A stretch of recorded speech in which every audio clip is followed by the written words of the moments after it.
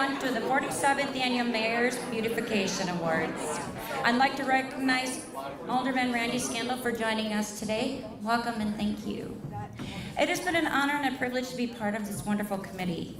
We are volunteers dedicated in searching out recipients to enhance and preserve the beauty of the city of Green Bay. At this time, I'd like to introduce our committee members. We have Melanie Parma, our chairperson.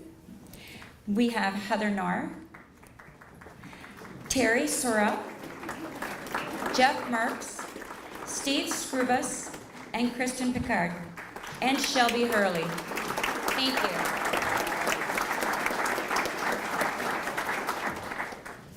We toured many businesses, all well-deserving recognition. With careful and diligent deliberation, we feel the deserving recipients who are being recognized here today for their outstanding efforts in enhancing our beautiful community. As we view these presentations, we hope that you'll be intrigued and fascinated with the restoration and renovation and the creative concepts of these new and existing developments. Our hope is that you'll patronize these businesses and share the innovation and transformation of these historical buildings and new developments with your colleagues, friends, and family. Thank you, Mayor Schmidt, for your continued support and effort and vision in enhancing our city. At this time, I'd like to introduce to you our mayor, Mayor Schmidt. All right, thank you, Debbie. And I too want to thank the committee. So like many of you, I go to a lot of events every year. And I think I do a little over 500. And this event, this Mayor's Beautification Award, is really Green Bay at its best. It's recognizing local people who believe in the community, invest in the community, and then go that extra mile, that extra effort to really make Green Bay the city that we are growing to be. Obviously know all the recipients on here because some of you I've given some city money. Others of you have just been in the office being very tenacious about your projects, and others of you have put on copper roofs where I go to church every Sunday. So there's just so many people here that have really made Green Bay a very special place. And this is a luncheon that is to celebrate. And it's also something that we have Green Bay Public Television. I talked to you about that last year. We bought that station and we're recording this. So you'll be able to go home and on Channel 4 watch these awards. We put as many things on there we can to promote our community. High school graduations. If you're very bored, you can go watch the State of the City address. There's just a lot of things that are on there that we do to promote Green Bay. And at the same time, I want to tell you that if you have something that you want to do to promote the community, obviously it's public television, you can't sell anything, you can't advertise, but we are more than happy to help promote Green Bay through Green Bay Public Television. And Shelby, who is working on the camera now, who works for me, would be happy to work with your organization to help promote something that's a nonprofit, or the murals that you guys are being awarded for today, anything that we do to help Green Bay. And this Beautification Awards ceremony really encapsulates what we're trying to do here. And we're trying to make a special place. And when we go to mayor's school, we learn about how do you make that special place. And it's competitive, and we're very involved in studying demographics and studying other cities. And people want to be in a place where they feel a sense of belonging. And we can honor that feeling and make that feeling by having unique venues, by having special things, by not going cheap, by spending that little extra money to make them feel welcome, to make your property look good, and really more importantly, to make the city look good. And we feel very good about where we're at by attracting people, creative people to come to Green Bay. We're on a roll right now, and I have a little bit to do with it, but you have a lot to do with it. And I just want to thank you all for what you do to make Green Bay a beautiful city and an attractive city. And I'm just going to be honored to give you all your awards and hear from the recipients as to their feelings when it comes to the city and why they did the extra effort they did. So before we get started, this is done by a committee, and we like to have an invocation. And so we've invited Pastor Ben Lamb from Visible Church. I thought that was cool that it was Visible Church and we're giving out these visible awards. Again, my pastor's to the left of me, but you're getting an award for the roof. So we went with Pastor Ben Lamb. So Pastor, if I could invite you up here to give us an invocation, we'll have dinner and then we'll get on with the awards ceremony. Pastor Ben Lamb.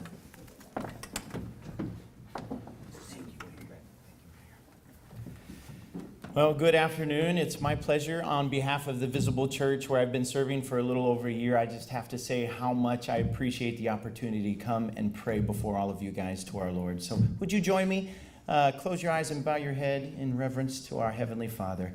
Heavenly Father, we come to you today with thanksgiving and gratitude in our hearts because we know and acknowledge at this moment that every good and perfect gift comes from you. And God, I thank you for every hardworking soul that's here, every business that's represented, and our wonderful mayor and this beautiful city.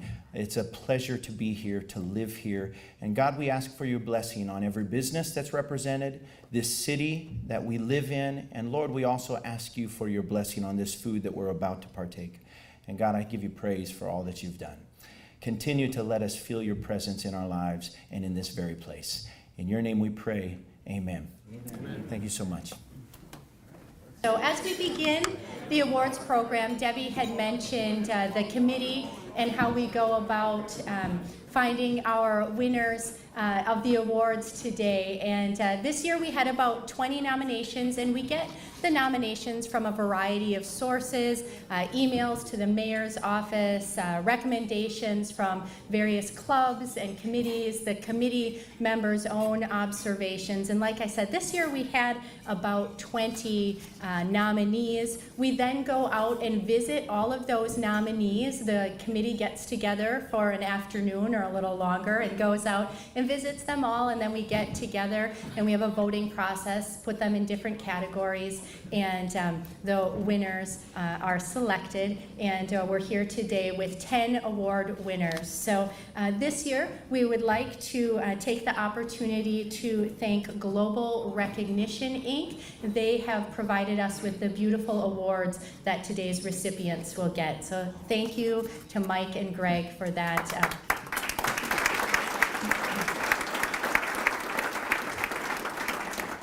Our first award this afternoon is for Interior Design Small Buildings. Would Billy Pembroke and Bill Schleiss please come forward? Yeah, come up here. Vintage Cantina at 119 South Washington Street opened in early 2016 after a lengthy renovation of the former Cafe Espresso space next to the Meyer Theater. Owned by the team Matt Layden, Chef Ben Raup, Billy Pembroke, and Bill Schleiss. Vintage Cantina offers Green Bay diners the chef's creative take on tacos, served in a building that is now deliciously eclectic, just like their menu. What was anticipated to be a quick 2-month project turned into a 7-month renovation of a historic downtown building. 4 months were spent repairing and upgrading the structure, mechanical, and plumbing. Using the additional time, the business owners sought to restore the building's historic architectural details. Period photos of the building, courtesy of the Neville Public Museum, depicted elements of the original exterior design, which were replicated for the windows and new entrance. Inside Vintage Cantina, there are more historic elements for patrons to admire while they eat. The original stamped tin ceiling, previously hidden behind not 1, but 2 lay-in ceilings, was restored and painted. The exterior brick wall was exposed after portions of a large mural, once central to Cafe Espresso's decor, were saved and repurposed as framed artwork for the new dining area. Adding to the vintage flavor, the glass dividers at the server stations were created using windows reclaimed from a historic Monroe Avenue home. Additionally, great emphasis was put on new lighting, bright paint colors, and integration of plant life throughout the building for the feeling of patio dining indoors. On warm days, the new operable garage doors open, further connecting patrons to the outside environment. In describing this endeavor, the owners put great emphasis on teamwork, with all members dedicated to the concept and details, and your hard work shows. Congratulations on your award.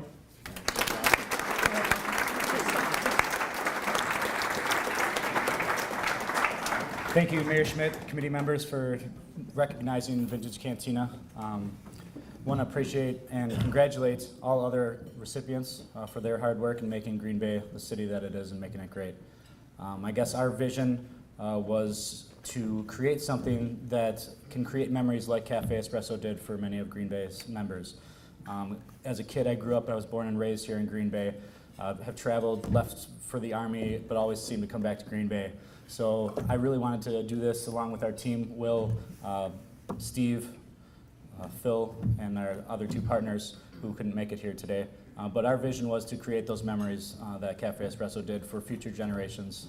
So thank you, everyone. All right, thank you. That's awesome.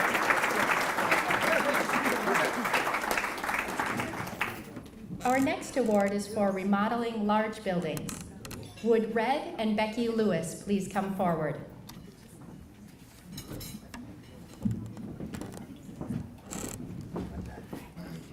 The building was never meant to be the focal point.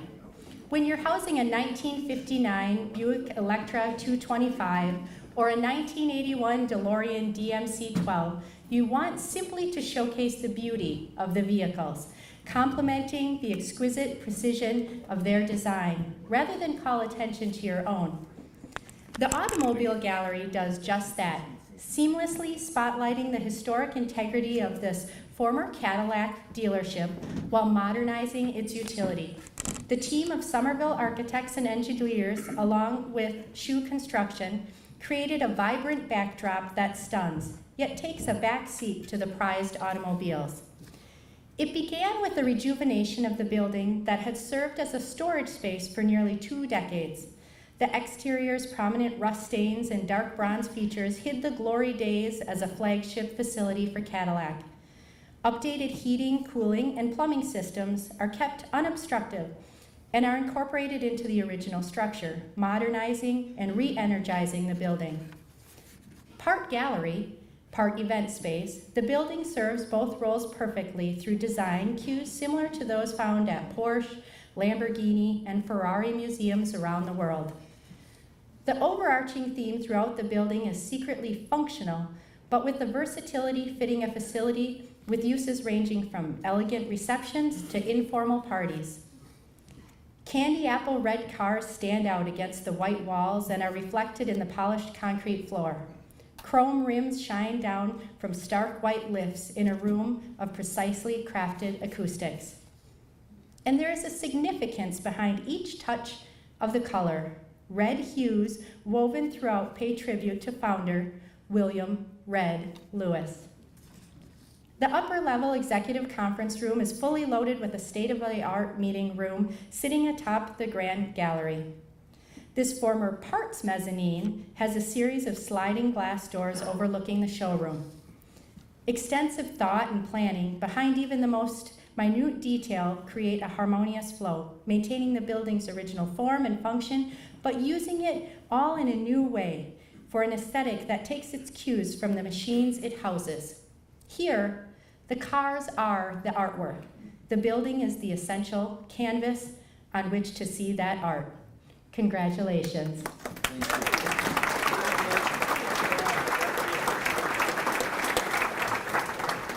Good afternoon, everyone. I'm speaking on behalf of Red here. This award is really special because this is why he did what he did. It was to give back to the community. At the end of the day, that was, he grew up here, I grew up here. That's what this was really all about. But I do have to say a special thanks to Somerville and Associates, 1 for the nomination and 2 for taking this vision that he had up here and giving us this end result. So it started with Red's vision, Somerville getting it on paper, all the way down to our awesome volunteers that volunteer at the gallery when we have events so they can talk to people about the vehicles. So it really is a community effort to do it. So thank you very much.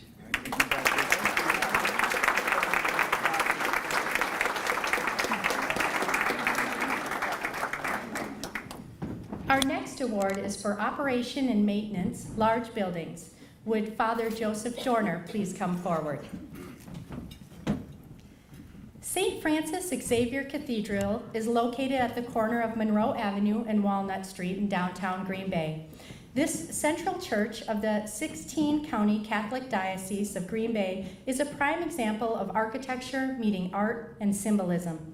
It was built from 1876 to 1879 in the Romanesque style of architecture. The cathedral was modeled after St. Ludwig Church in Munich, Germany. The Reverend Francis Xavier Krautenbrauer served at St. Ludwig prior to coming to the United States and later becoming the second bishop in Green Bay from 1875 to 1885. With Roman columns and arches, the cathedral is of Romanesque style, and as long ago as 1886, it was called a pearl of the style. Consecrated in 1881, the cathedral features 12 pillars that are important for support as well as symbolism. The church built on the 12 apostles. In 1903, the towers were completed, followed by 2 remodelings of the main entrance. Throughout the following decades to the present time, external and internal renovations, additions, renovations of decorations have taken place, and the cathedral stands today as a tribute to ongoing care and concern of the countless number of people who have cared for it over as the mother church of the diocese and their parish church. As an example and a tribute to this legacy, the beat goes on. Nothing is greater than having a roof over your head, and to protect the historical, liturgical art and architecture of this magnificent building, it was imperative that the roof be replaced. In the spring of 2013, it was discovered that the roof was leaking and the shingles were curling. In addition, there was a need for greater insulation and ventilation. Options were examined, asphalt shingles to clay tiles to an all-copper roof. After board consultation, the decision was made by Bishop David Ricken to install the copper roof, based on the fact that even though the copper roof was 1.7 times more expensive than the asphalt, its life expectancy was 2.5 to 3 times longer. Whitefield Roofing, Copper and Art of Green Bay started replacing the roof in the spring of 2015. Terry Whitefield, company president, constructed a copper roof that was of the highest craftsmanship, quality, and beauty. He turned it into a project of love, and it truly is a piece of art. The roof is made of 20-ounce copper with batten seams. The use of batten seams is one of the oldest architectural designs of seams used on any metal roof. For the roof construction, copper pans were run parallel to the roof slope, and these pans are separated by wood battens that are also covered with copper caps and locked into adjacent pans. The company's craftsmanship included all pans fitting within 1/16 of an inch, minimum exposed copper nails, all stainless steel screws on the underlying wood, double layer ice and weather shield felt underlay, and all new custom designed ridge and eave ventilation. This beautiful roof was made possible by many generous donors, and it will serve the church well as it adds to the beauty of the city of Green Bay for many years to come. Congratulations.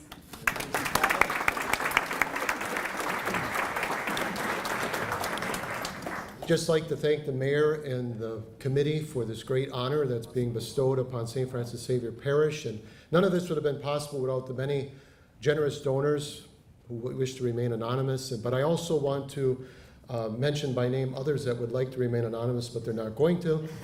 Steve, why don't you stand? Steve Morrill. Steve is the head of our buildings and grounds and did a lot of good work to make sure that we chose the right company to work with. Pat Hoslett, please stand. He is my maintenance director, and none of this could have happened without his support also. And I'm very glad that that Terry Whitefield is with us today. Please stand. Terry, it wasn't a hard choice for us, but it took a lot of work to get this all done in the paperwork. And one thing we discovered as we watched him work is that he's not just the owner of a construction company, but he's a true craftsman. And he was up on the roof with his workers, better him than me, almost every day. So we're very impressed and we're very grateful and for what the final product, and I'm glad to see that many in our community are too. And I hope you'll see the inside of the church sometime. It's even more impressive than the outside. Thanks, Larry. Thanks.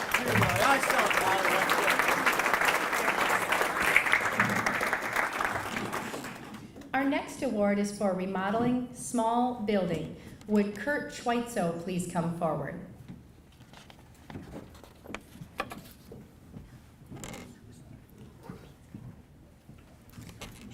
Originally built in the 1930s as an auto truck sales and service garage, the property at 142 North Broadway was an expansion to an existing 3-story branch headquarters, showroom, and office building for the International Harvester Company, where the M&I Bank and parking lot at the corner of Walnut and Broadway now sit.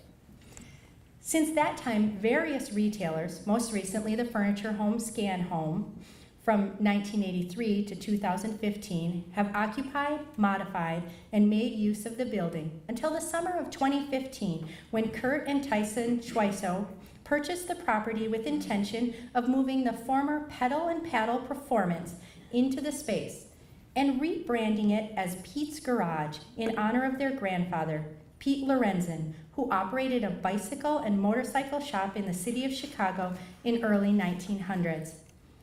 The Schweitzo brothers hired Immel Construction of Green Bay and Legacy Architects of Sheboygan to help with a vision to renovate the building to a modern material interpretation of the original garage, including dramatic daylight throughout with custom skylights, beautiful exposed bowstring steel trusses, and painted tongue and groove wood roof deck, revitalized concrete and masonry walls and floors, a steel structured mezzanine space for staff and meeting space, and new retail display fixtures and space and case goods.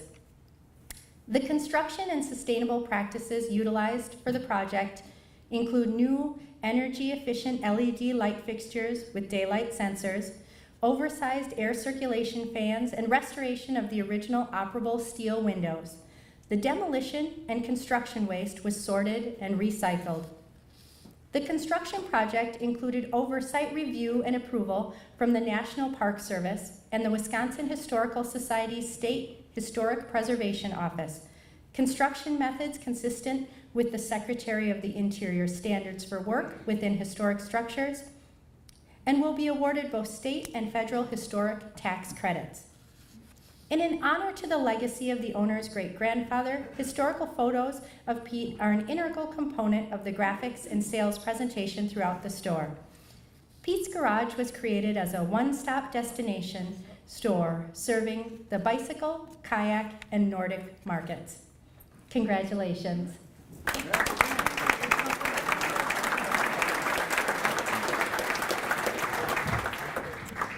Well, this is certainly an unexpected honor, and I'd like to thank the mayor and the committee for considering us.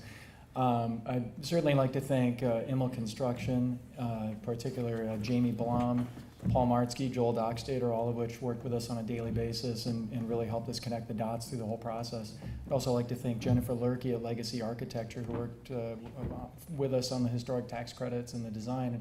And everybody was really, really great to work. It was a really nice fit because every time that we were asked, well, what's your vision for the space? We would say, I don't know. So it was a matter of a little bit of archaeology, trying to figure out what we had and trying to tie that into a very vague idea of what we were going for, but in the end really came together nicely. So I appreciate everybody's patience on the project and really happy to be located downtown Green Bay. Excellent place to be. Thank you.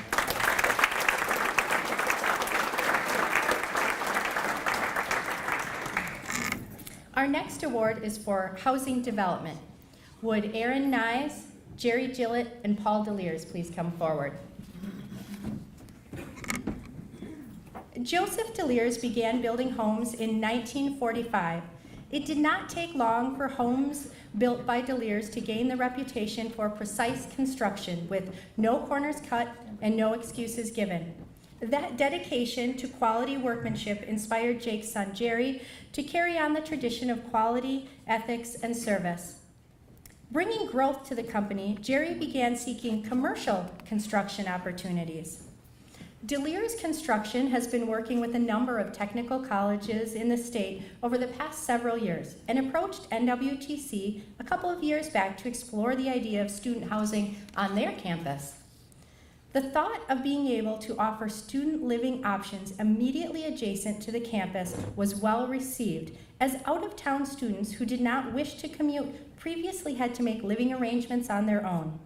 The apartment-style living concept offers students an opportunity to live in an all-student community while experiencing the college lifestyle. The ability to offer this living community option, combined with amenities such as fitness centers, study and meeting rooms, lounges, laundry facilities, as well as the benefits of a fully furnished apartment, was considered to be an inviting option to be able to offer the students. An open parcel of property was identified immediately east of the campus. That was the ideal setting for this facility. It is a short walk to the campus and offers the privacy that is so important to student living. After working with the City of Green Bay to properly rezone the property and with the neighboring properties to acquire their approval on the project, the concept was received with much excitement and anticipation. Construction began in December of 2015, and the entire facility was ready for students to occupy in August of 2016. This facility is an asset to NWTC to help attract and retain students, and studies show that students who live on or near campus tend to be more engaged in their learning and have higher graduation rates. If the demand for campus housing is as expected, you might see more student housing at NWTC. There are provisions to expand this facility. Congratulations. Congrats again.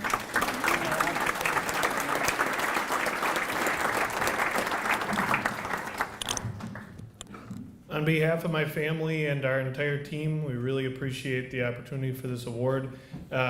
Really, I guess some key components for us. I think NWTC, we have a member from there at our table. Really important piece, the City of Green Bay, really important piece in making this happen. It was quite a long journey for us to get to this point, and we're excited to see it complete. Thanks.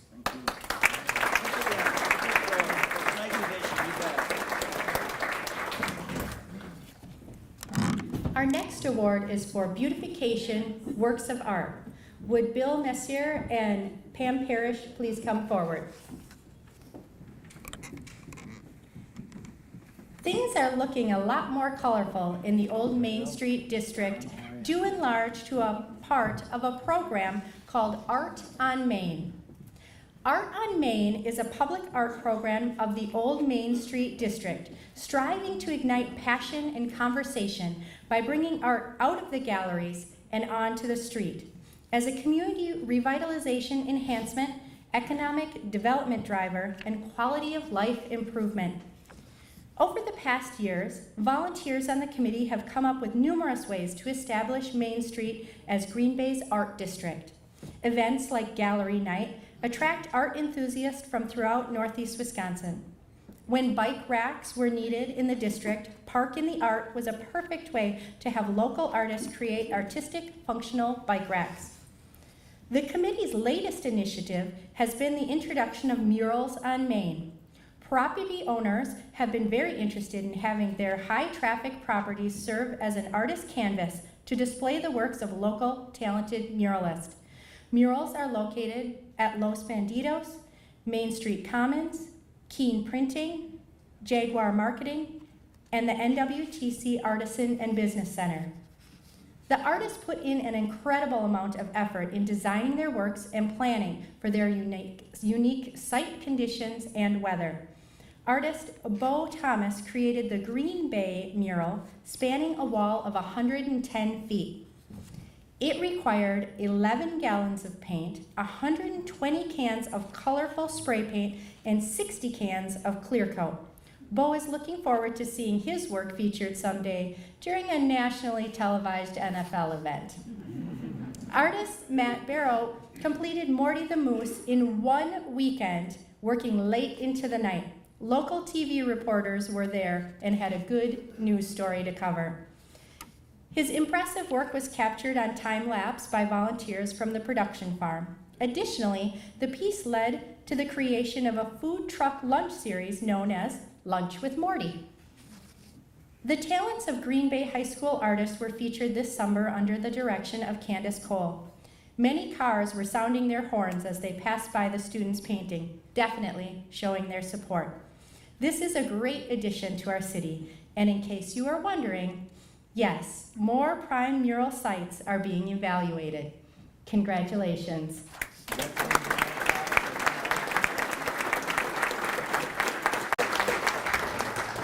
Well, thank you, Mr. Mayor, committee, for this honor.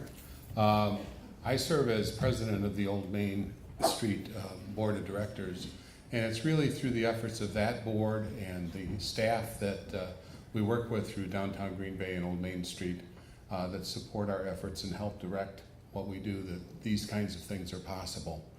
Art is a wonderful thing that belongs to all of us. And we're so delighted to be able to share the vision of high schoolers and young emerging millennials who are just filled with energy and ideas, and you know, they're the hope and the future for this community. So we're delighted to provide a canvas for that, and there are other canvases being developed. Pam is taking a lead from the staff in order to be able to find those kinds of opportunities for us. Those of you who are looking for a palette on which to build a business, there are some available buildings also along the Old Main Street District. And we would like to continue the work that the board has begun. We had a vision about 5 years ago. We had a strategic planning session, and interestingly enough, we set some goals. And some of those goals, I mean, they occurred not the way that we had intended or that we expected, but we wanted to help relocate some of the adult entertainment parlors that were along Main Street. And as you may know, 2 of those, well, 3, have closed down. And we talked about residential, and the Whitney Park townhomes came along. We talked about having a band shell in Whitney Park, and the chamber, through its young professionals, took that on as a project, and there is now a small band shell in Whitney Park. So we had the ideas, we had the thoughts, and the community created the energy, created the desire. And we're thankful to all of those volunteers that work to make this happen, the business people, and the folks at the City Hall who work as our partners in making things happen along these districts. So thank you.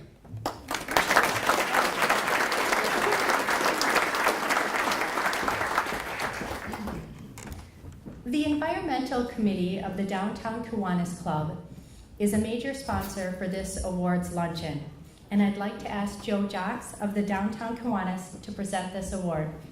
But before I hand the mic over to Joe, I just want to comment that this next award is very deserving and is one of our own committee members. And I just want to comment that it took some arm twisting to get him to accept this award. And we thank you, Anne, his wonderful wife, for helping with that. It is much deserving, and he is a very humble man. But please know that it's not necessarily about you, but all that you do and the inspiration that you bring to others. So we thank you. And with that, I'll let you present the award, Joe. Thank you, Melanie. For the presentation of the Mayor's Award for Conservation of Natural Resources, I'd like to ask Paul Hartman to please come forward. While he's coming up again, I'm with the Kiwanis Club of Downtown Green Bay. I'm the past president, and we meet in the Bellin Building at noon every Monday. So if anybody's interested in serving the youth of our community, learning more about our club, please come as my guest for a nice luncheon. Paul Hartman moved to Green Bay in January 1976 as the new University of Wisconsin Brown County Extension horticulture agent. He quickly became involved in the Gardeners Club of Green Bay, the National Association of County Agricultural Agents, the Audubon Society, the Green Bay Botanical Garden Committee, and the mayor's Beautification Committee. Through the NACAA, he learned about, formed, and taught our local Master Gardeners group. In 1996, on the site of the former Larson Apple Orchard, the Green Bay Botanical Garden opened with Paul and Bob Mongen as co-founders.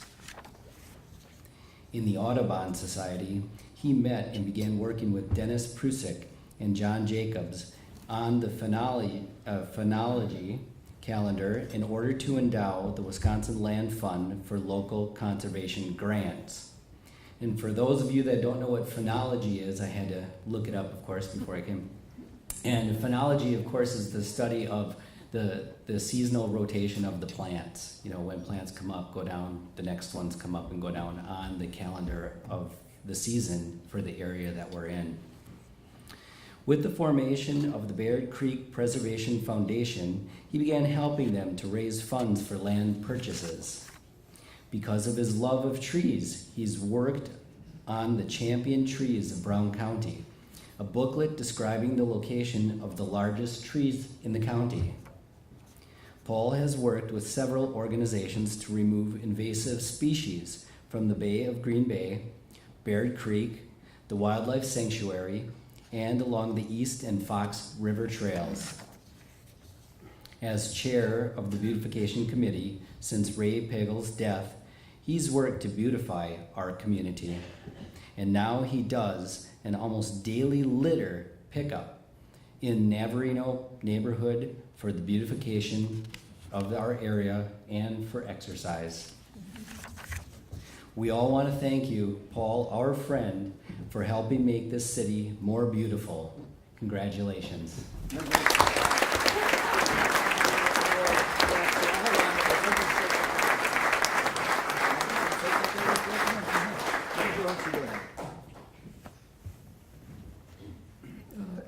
I thank you for this award. I wasn't thinking about that it would actually happen that way. But on the other hand, there's a lot to say about these things that you would look at as very menial. And I've got this one right here.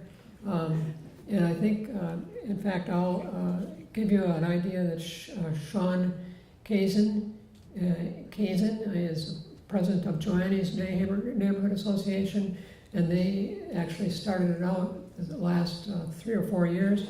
And now we're looking towards a lot of the other places that you're living in to have a little thing like this. And you take it with you wherever you walk and pick up trash. So we like to get rid of trash. And it's just been a great help, at least for me. I've been doing this for a couple of years already, and it's just been an interesting time. And one of our co-workers here actually brought a bunch of these things and put them in the lobby in there for you to take home. They're a little smaller than this is, but if you want to get a bigger one, then you have to put a little more money into it. This is only about, I think it was $15, something like that. It was pretty cheap too. So anyway, I appreciate all the things that are just regular people do, and we don't really realize that there's a real effect that each one can help to become a better place just by doing the right thing. So this kind of system or timing is such where it's just a great feeling that after doing this for a couple of years and looking at the places that I was at, I can't hardly find any trash anymore. And I've got to go move somewhere else.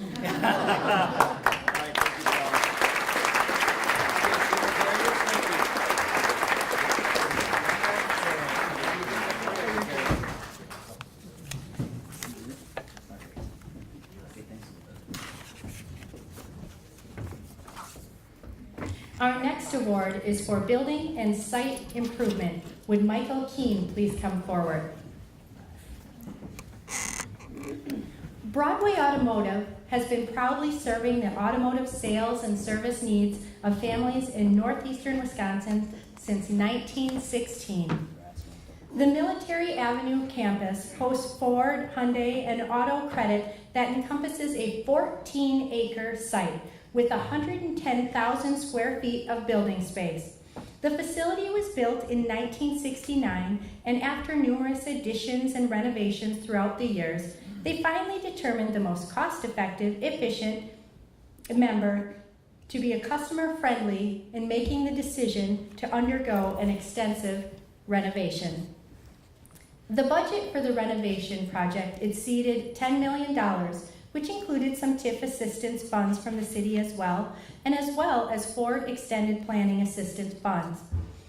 Their primary partners for the renovation were Performa Inc. and Myron Construction, who together led all phases of the project. All project subcontractors were locally based. They broke ground in April of 2014 and completed the project in 2015 with a grand reopening that was held in mid-June 2015. The renovation was completed in 3 phases: the pre-owned dealership, the Hyundai dealership, and finally the Ford dealership. The following areas consisted of over 80,000 square feet of renovation or new construction. That included the showrooms and the service, the collision center, vehicle sales, repair, and the parts warehouse as well. The Broadway Automotive belief is their financial commitment to the renovation of their facilities will serve as a catalyst for improvements in the Military Avenue business corridor. They're excited about the future and proud of the facility that represents their manufacturers and the Broadway Automotive family.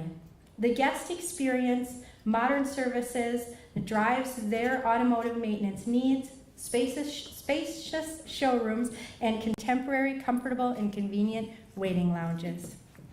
It's a beautiful facility, and we thank you. Congratulations.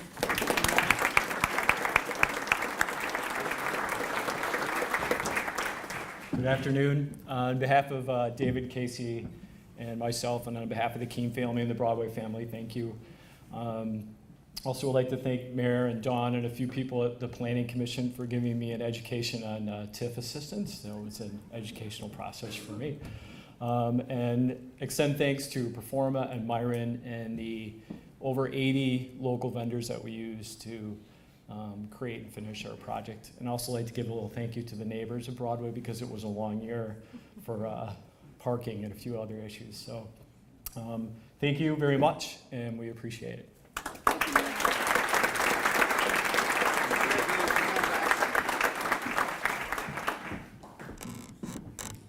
Our next award is for large new building. Would Eric Gorky please come forward?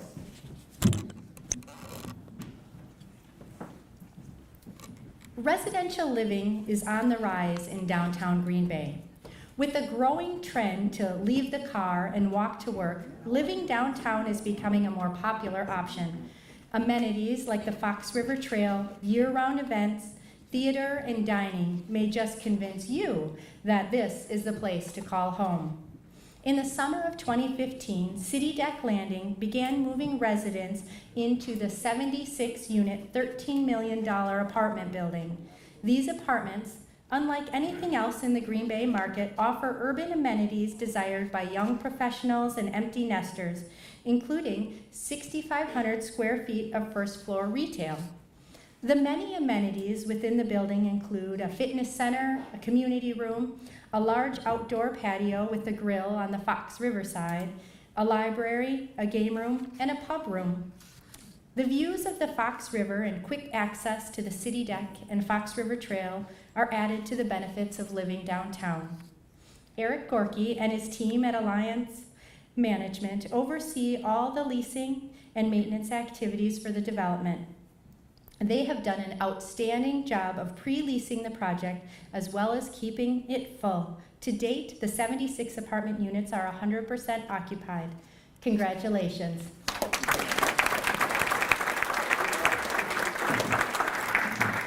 Hello everyone, I'm not Eric Corky, I'm Tyler Warner with T-Wall Enterprises, based out of Madison, Wisconsin.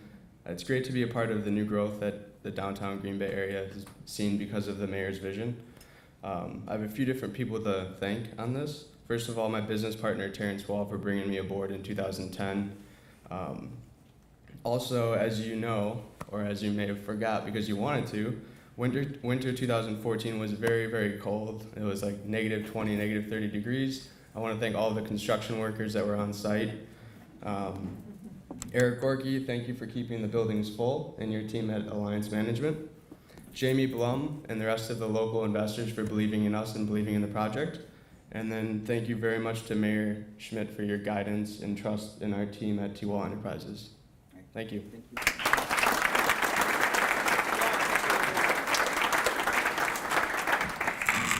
Our final award is for business development. Would Jim Kretowitz and Kelly Gusloff please come forward? Titletown Brewing Company will mark its 20th anniversary in just a few short weeks. So it is no wonder that their two newest spaces, the rooftop deck and tap room, which officially opened last September, have been so popular. The success has surprised even Titletown Brewing founder and president Bren Wicker. Titletown crew took a building that had truly been abandoned for 12 years and made it into a destination. Jim, along with Pat Drury from Drury Designs, along with PRA and the architectural firm from Madison, all played key roles in making these spaces into a reality. Housed atop the former Larson Green Canning Company is the Titletown's brewing operations, the first floor tap room, and a rooftop deck with room for 165 patrons outside and another 165 inside. Large glass garage doors can be opened to join the two spaces on nice evenings, or be kept closed when the air conditioning is on. Aside from the view of the city, the star attraction from the rooftop is the proximity to the old smokestack that lights up at night to spell Titletown. It's a favorite backdrop for photos. Staff is used to getting asked to snap a picture for someone. The yellow silo by the roof tap is a working piece of brewery equipment. It holds 50,000 pounds of grain from Chilton that's used to make Titletown beers. When asked if the expansion of the tap room and rooftop deck has helped their business grow, Kelly, the marketing communications manager for Titletown, said yes, not only from beer production standpoint, but we've also developed a brand new events business. They're hosting weddings, meetings, parties, you name it. They've become not only an entertainment destination, but a place to create lasting memories. We are happy that you are part of this revitalization of downtown. Thank you and congratulations.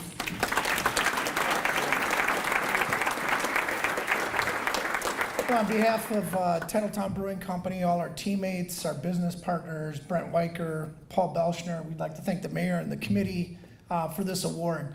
We're very fortunate that we're able to host a lot of tours through our building. A lot of people coming through out of town. We do weekly brewery tours. And there's some common things that we hear when we give the tours. And one thing we tell people is there's a lot of business reasons to do what we transformed here. But really the cool aspect is that we were able to take a building that was abandoned and turned it into a true destination for downtown. And I think that really exceeded our wildest imaginations. We never envisioned that would occur. A couple other things, and this is a testament to everybody in the room and the city and the mayor.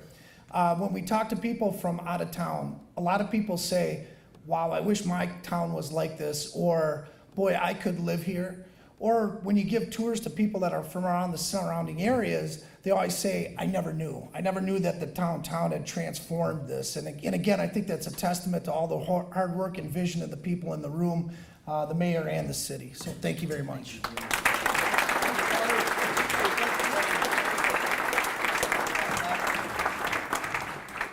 Well, that concludes our awards ceremony. I think really the determination here is that we really are all the winners, those of us that live, work, and play here in the city of Green Bay, all the amenities and the hard work that everyone puts into this city. So thank you and congratulations to all.